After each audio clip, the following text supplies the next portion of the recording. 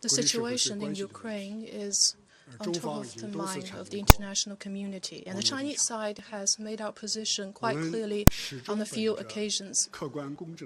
We have always made an independent judgment of the situation and made our position clear based on the merits of the situation in an objective way. As a Chinese proverb puts it, it takes more than one cold day to freeze 3 feet of ice. The situation in Ukraine has become what it is today for a variety of complex reasons. What is needed to solve complex issues is a cool head and a rational mind, not adding fuel to the fire, which only intensifies the situation. China believes that to resolve the current crisis, we must uphold the purposes and principles of the UN Charter and respect and protect the sovereignty and territorial integrity of all countries.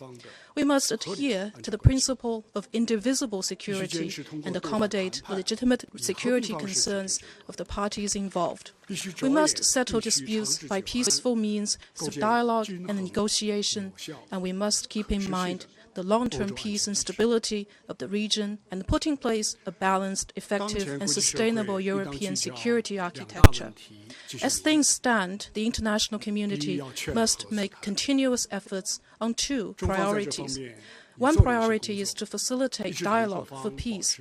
China has made some efforts in this regard and had close communications with the relevant parties.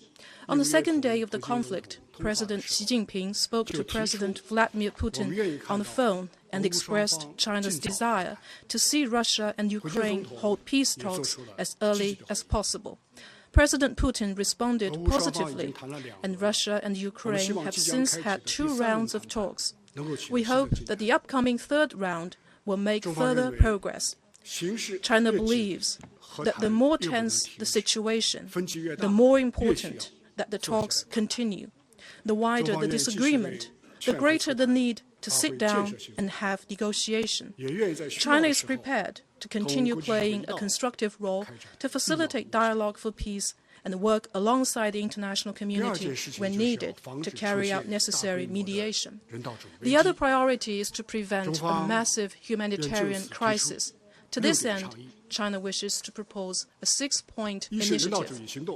First, make sure that humanitarian operations abide by the principles of neutrality and impartiality and avoid politicizing humanitarian issues. Second, give full attention to the displaced persons in and from Ukraine and provide them with proper shelter. Third, ensure the protection of civilians and prevent secondary humanitarian disasters in Ukraine. Fourth, provide for safe and smooth humanitarian aid activities, including providing rapid, safe, and unimpeded humanitarian access. Fifth, provide for the safety of foreign nationals in Ukraine, allow them safe departure, and help them return to their home countries. And sixth, support the UN's coordinating role in channeling humanitarian aid and the work of the UN Crisis Coordinator for Ukraine. China will continue its efforts to stem the humanitarian crisis. I wish to announce that the Red Cross Society of China will provide Ukraine with a tranche of emergency humanitarian supplies as soon as possible. Thank you.